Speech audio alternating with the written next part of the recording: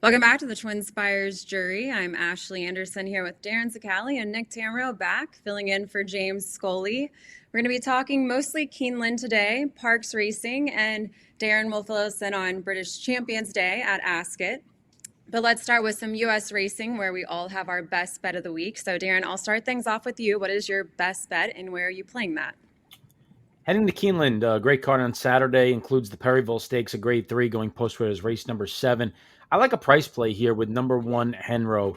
Henro is a horse that really showed a lot of development over the course of the spring. He got really good on the latter part of the Oaklawn meet, brought a good race on over behind the talented Otto the Conqueror over at Churchill Downs back in June, and then parlayed that to a nice victory in the Iowa Derby. They stretched the horse out to 1.125 miles, which obviously was not what he wanted to do. And now they've given him a little bit of a freshening before the Harrods Creek, where he got about 7 weeks there to kind of freshen up on the cutback. And I thought ran one of the better races of his career. He is drawn down to the inside here, but there is speed signed on towards his outside. Obviously, Knightsbridge is a quick horse that's going to be pushing things along. Good looking Justice is an all-speed type. Patriot Spirit has speed as well. So I do think he's going to get an honest enough setup here. If he works out an inside-out ground-saving journey, he's going the distance that I think really is his best, and he's put together a really nice Ragozin pattern as well, which is important to myself as a handicapper. So in this spot, Henro, some of the favorites, some questions. I think we can get a little bit cute with a price here and try to kick off this late pick 4 with what I think is going to be a big price. And you see him kind of getting up here under the shadow of the wire, what was a pretty quick race at Churchill last time out in September as well. So we're going to go with Henro to come right back and win again at a big number, guys. I am curious. So we have Bookham Dano in this field, 2-1 on the morning line, and obviously very, very good recent form, triple-digit speed figures. What is it you think is a weakness for Bookham Dano here? I mean, it's not just I wouldn't call it a weakness. I have a ton of respect for him, and he ran fine in the Jerkins, but he got a great setup that day. I mean, they went crazy fast up front, and the top 2 in front of him just ran better that day. Now, Domestic Product obviously is a very nice horse. Just got a stallion deal. Prince of Monaco. They're talking about that horse being a major player potentially in the Breeders' Cup Sprint. So I do recognize that the level of competition he's kept is sizable, but he's had a long campaign, shipped overseas. He's come back. And his last race maybe indicated to me that maybe his peak 3-year-old form could potentially be behind him. And I think I'd rather take a horse that maybe the arrow is pointing upward at 6 times the price of what Bookham Daniel is going to be at post time. Solid reasoning. What about you, Nick? What's your best bet? So I'm actually one race before the Perryville. I mean, the Perryville is just an outstanding race. Can't wait to see that. It's going to be.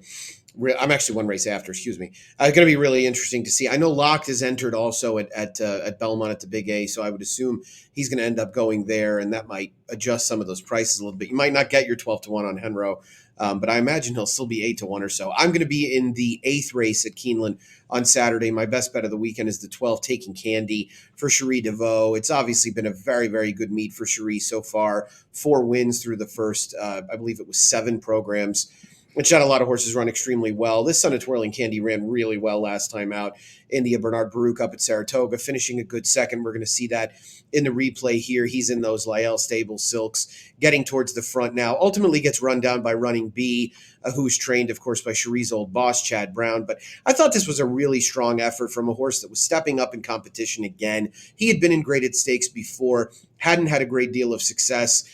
Did run second behind in the Saranac behind Carl Spackler, but this was his first try now as a 4-year-old. I thought he improved off of a comeback race that was a little bit more workmanlike, but it was against a solid field that included Irish Aces, who's back in here. I don't love the post position, but I'm willing to take a chance with a horse that could get a wide trip when they have the kind of tactical speed that he does. So I think Taking Candy is interesting, and I'm hoping that we'll get around that 7-2 or 4-1 morning line. With Dripping Gold in there and Irish Aces, I would imagine we're going to get a decent enough price. So Taking Candy, my best bet of the day on Saturday at Keeneland. Yeah, it was really impressive in that allowance optional claimer at Saratoga. Had a really good final time for 1.116 better than a lot of the winning times for other horses in this field. And this is certainly a distance specialist, three for 6 from today's distance with 2 second place finishes too. So Yeah, good pick. very consistent, good barn. Well, I'm going to take it out to Pennsylvania for the Appreciation Mile at Parx in race 5, and I'm going number 3, Celestial Moon at 5-1. Now, this is a 1 mile event for 3-year-olds, drew a field of 9, and a decent amount of speed signed on. If you look at the Brisnet past performances, Celestial Moon's listed as a late closer type. But last out, first start for Jamie Ness, he pressed the pace and then drew away to win by more than 4 lengths at a mile in an allowance optional claimer at Delaware Park. And Jamie Ness, a hot trainer at Parx, 27% winner this meet. Michael Sanchez picking up the mount, a 25% winner this meet and 33% winner, paired up with Ness over the last 2 months. They've been red hot the last 14 days. Celestial Moon also has 4 wins and a 3rd place finish from 6 tries at today's distance. So I'm going to back him here at 5-1. Hopefully I get something close to that price. Going to play him over the morning line favorite Adero, who looked pretty flat last out, racing at a mile at Parx, and hasn't really faced the toughest competition either. So going with, there's actually another Jamie Ness in here, but interestingly doesn't have a rider listed, and 4-1 on the morning line. But I'm going to go with the little bit better price, not too much better, but 5-1 on the morning line with Celestial Moon. Ashley, I have to say, if this was like a sports betting podcast or show, this would be like you giving us some obscure FCS game as your best bet of the weekend. I love it. I will admit to you that prior to 4 minutes ago, I didn't even know Parx ran on Saturdays. So thrilled to see it. They usually don't. That's what I thought. I thought they ran on Monday, Tuesdays, and Wednesdays. So hats off to you for finding it. I hate to break it to you. This horse has about as much chance of going off 5-1 as I have of riding in that race. But hey, I like it. I'm all for it. All right, well, let's switch from FCS back to FBS and talk about our fades of the week. I think that's at Keeneland, right? So let's see, Nick, you're going with Keeneland in race 4, I believe. Yeah, and I could end up with egg on my face with this because, of course, when you're a morning line maker, it happens very frequently. But I made Jack's Time the morning line favorite in here. It's really me I feel like I'm beating up on the wrong type of connections. Kelly Von Hemmel's a good trainer. And this Son of Not This Time, I made the 8-5 morning line favorite. I just think there's other speed in here. And I'm a little skeptical of whether he's going to have the same kind of ability that he showed in a debut win at Prairie Meadows, where he was able to use Butte, and it's a home game. He traveled last out, went off nearly 30-1, finished up the track behind Jonathan's Way. We'll see how the public ends up handling this one, especially vis-a-vis a horse like Authentic Strike, who went off 10-1 in the same race and probably didn't run, or actually ran a little bit worse than Jack's Time did. But it did look like Jack's Time was maybe the speed of the speed. We'll see how much Thrilla pushes him. I wanted to make him a fade in part also because I'm a little interested in Righteous Star on the inside. I don't know if this horse is quite good enough. He's going to have to run faster, but a lot of times these Kenny McPeak young horses, as they get a little bit more experience, will move forward. So not only going to put Jack's Time down as the fade, but give you at least maybe a little bit of a price on Righteous Star breaking from the rail. Seemed like that had to be a pretty tough morning line for this race. I mean, they're all tough, Ashley. A lot of class droppers, not many starts to go off of. Yeah, it is. I mean, you're trying to balance out how have these horses been bet versus, are their connections hot? Obviously, one of the easiest ways to get burned, especially when you're making a line a week out. I mean, I made this line on Sunday. The card drew the day before. It went final Sunday night. So you're trying to hopefully not inaccurately predict what's going to happen with 3 cards taking place before it even runs. So, the next time you find yourself cursing about a morning line, remember that there's a lot more that goes into it than just looking at horses and assigning prices. There's nothing worse than when you have a major race and you have to make the morning line at a press conference, like on the fly. I remember we used to have to do that for like the Hambletonian, where you have an idea of what you're going to do, but then like the horse that was going to be the favorite draws post 10 and it just changes everything. And now they're like waiting for you to come up and hand in the morning line, and you're rearranging it. You're trying to make sure the math's right because if you're like have 134 points, someone's going to call you out for it. Sure. It's a stressful thing. The worst thing ever is the big races when you have to like do them. I remember one time when I was at Monmouth for the Breeders' Cup, and they were doing post draws with Joe Tessitore from ESPN hosting it, and Brad Thomas, who's the greatest morning line odds maker that I've ever seen, and someone that I schooled under for years in New Jersey. I think he aged 15 years in that like hour as they were drawing it, and he did lines for every Breeders' Cup race as they were happening. I to this day I don't know how he did it. No, I will. In fact, I will tell you, and nobody tuned in to hear this, but they'll have to suffer through this anecdote. When I made the Breeders' Cup morning line in 2022, so I had made most of the lines ahead of time. They were ready for just slight adjustments based on post positions, and so I sent the Breeders' Cup staff those notes like, "Hey, I'll adjust this if this happens," so on and so forth. Well, then they sprung on me. Oh, by the way, we want to go final with the whole card. So the two non-Breeders' Cup races, we need odds for those. And I was like, whoa, whoa, whoa! There aren't even past performances out yet. And they were like, oh, don't worry, we'll send you the Equibase program PPs. And I was like, yeah, no. So I had to make my own past performances to make those two lines. Wow. And I think I made Messier 7-2 in a race where he ended up going off like 6-5. And I told a friend of mine who gave me a hard time, I don't want to hear it, man. Not on those. I'm not taking. He was no good that day too, I think, right? What's that? He was no good that day, didn't he? He was no good. He was up the track. Yeah. Yep. One of the I think Arabian Night broke his maiden that day in the first. Yeah. Yep. We can talk all day about morning lines, I'm sure, but Darin, tell me nobody wants to hear it. Tell me why you don't like the 9-5 morning line favorite. Next time I'm hanging out with Nick, I'll buy him a beer and we can go over a lot of stories that I'm sure we could share together. Can't wait. Yep, no question. I'm back at Keeneland for my fade. It comes in the last race. It's a maiden event for 2-year-old fillies going a mile on the turf.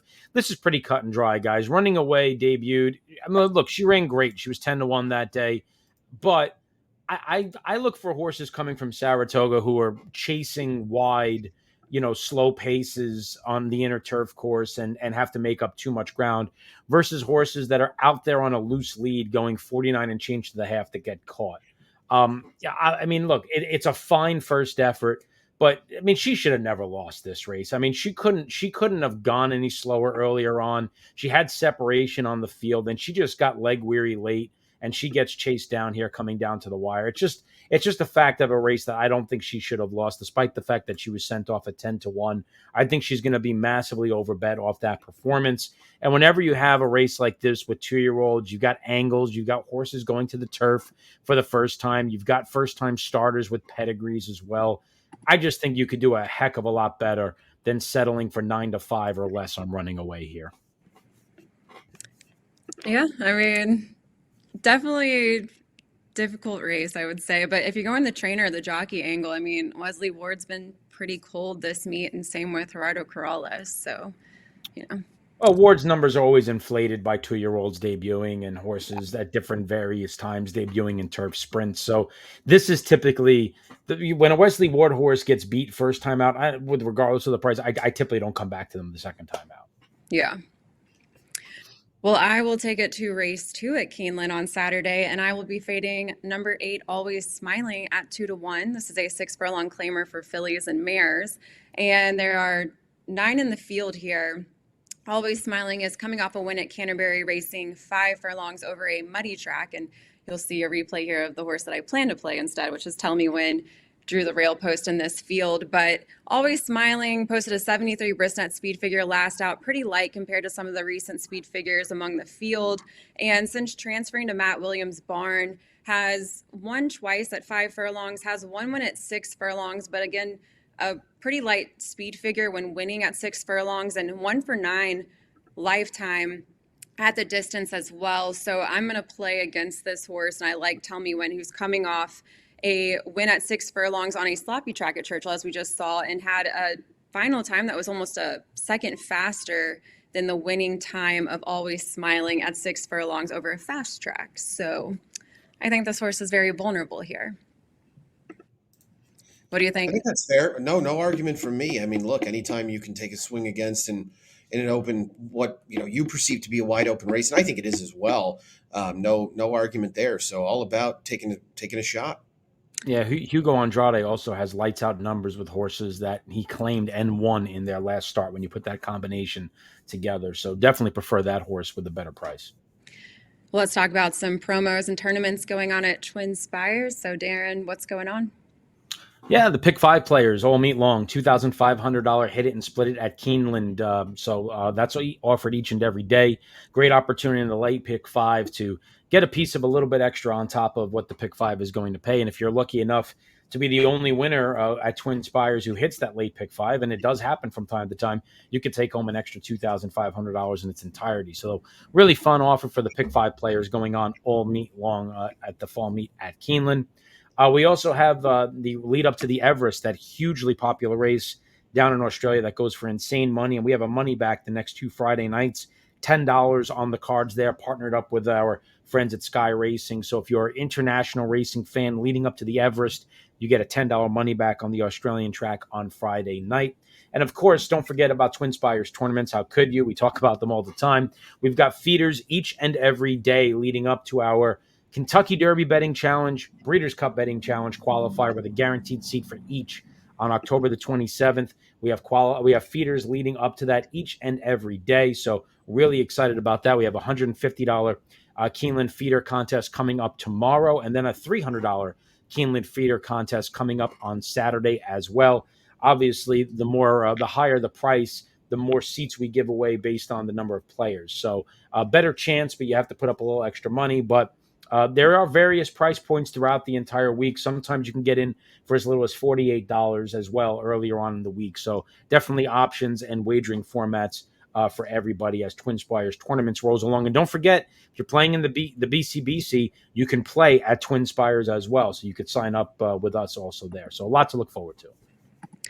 And I will stick with you, Darin. Let's talk some British Champions Day. So what are you watching out for there? Yeah, it's always a cool day there. Sometimes it has some Breeders' Cup implications. There have been horses that have run on this card that come back and race again, a couple of weeks later, and we'll see if that's the case with the Champion Stakes, which is the Group 1 race number 5, a mile and a quarter on the turf, and it pits a great matchup of Economics versus Calandigan. These are 2 3-year-olds. Economics is coming in off a 4-race winning streak, including the win in the Irish Champion Stakes, where he defeated Auguste Rodin at Leopardstown. And Calandigan is coming off of a 2nd-place finish behind City of Troy, who's, of course, the European superstar that's going to be running in the Breeders' Cup Classic. So really great matchup between those two. And then you also have in the Queen Elizabeth Stakes, Sharin, who's an even money choice in the morning line. Sylvester de Souza is going to be riding for Roger Varlin. This is a multiple Group 1 winner, including the Queen Anne Stakes earlier on this year at Royal Ascot. She hasn't been worse than 2nd in any of her last 6 starts, and she's won 4 of those as well. She's coming off of a tough defeat behind Tribalist at Longchamp on September the 8th. So there could be some potential Breeders' Cup implications coming out of this. Always helps to watch these races and definitely pay attention to what's coming out of Europe as well. But really an exciting day of racing for British Champions Day at Ascot, guys. I think the forecast is going to call soft for ground. some soft ground. Soft so, ground. yes. Yeah, always soft ground. Plan for soft ground. What about you, Nick? What are you watching this weekend? Yeah, you guys were talking about all the fun races, but I found another one, the 7th at Keeneland on Sundays, a 3 other than. It blows my mind that Keeneland can card 11, 12 horse fields for races like 3 other thans. This one's at a mile and an eighth. Some relatively familiar faces, some stakes winners in there, including Red Run and graded stakes winners like Race Kane, who are looking to get things restarted. But it's the 9 hero status that I'm looking forward to seeing tackle a little bit tougher competition coming over from the West Coast. Last out, he was a good 2nd behind Parenting. He's really improved, or at least maybe gotten back to where he was previously with Mark Glatt after a couple of tries earlier in 2023 for a different trainer. So I'm looking forward to this race, a fun way to really treat part of the late portion of the Sunday card at Keeneland. So should be another excellent day of racing over in Lexington. And this is one that I'll be keeping an eye on Sunday afternoon. And I'm keeping an eye on the race right after on Sunday, the Grade 3 Dowager Stakes. And we have fillies and mares racing a mile and a half on the turf. And Nisi Marie, I just saw her at Kentucky Downs win I guess that was the Grade 3 Ladies Marathon, and she continues to stretch out in distance, late closer, so the added distance has certainly benefited her, now trying a mile and a half for the first time, but going up against Chop Chop, who's on a 4-loss streak at the moment, but won the Bewitch during the spring meet at Keeneland. That was her most recent win, and if she does pull off the win on Sunday, she will be just the 3rd horse to sweep both of Keeneland's 1.5 mile graded stakes for fillies and mares. Also going up against Atomic Blonde, who she's faced. This will be the 5th time, I believe, that they've faced each other this season. And then you have an Australian Invader. That is, let's see, which one is it on? Lost it in my notes. Let's Be Frank, baby. That is the Australian Invader coming over, making her first start for Mark Casse. And then we had 3 priests cross-entered, but I believe opting for the non-graded Athenia Stakes at Aqueduct, so it has a little bit easier chance over there, racing a little bit shorter too. But I think Nisi Marie looks like, continues to improve this season, but it would be kind of cool to see, Chop Chop bounce back here, going back to Keeneland. Yeah, for sure. No, Nisi Marie's been a lot of fun. I like James's interview with Butch Reed after the win at Kentucky Down. So Butch is a guy with a lot of confidence who wins a lot of races, and Nisi Marie's become fun. This was a tough race. Again, they're all tough when you're making a morning line, but her breaking from the 12, I thought, might keep a few people away speed figure wise. She's got a big edge, but I'm a little concerned that Eternal Hope will get a lot of money as well. Obviously popular connections there, and she didn't necessarily have the best go of it 2 starts back. Last time, I didn't really think she had much of an excuse other than everybody decided to spectate as Idea Generation doled out those fractions on the front end. So we'll see if things maybe break a little differently now going the 1.5 miles. It'll be exciting to find out what happens. And that's all the time we have today. Thanks again, Nick, for filling in. I know you're very busy making those morning lines and could always talk more morning lines. I'm sure we'll have to have like a spin-off podcast so you can talk with Darin about that. But nobody would listen. Have like 2 listeners. There's someone cares about it, But we'll be back next Thursday with more best bets and fades, talking some more Keeneland and Churchill Downs fall meets starting next weekend too. So kind of crazy, but we'll see you next time.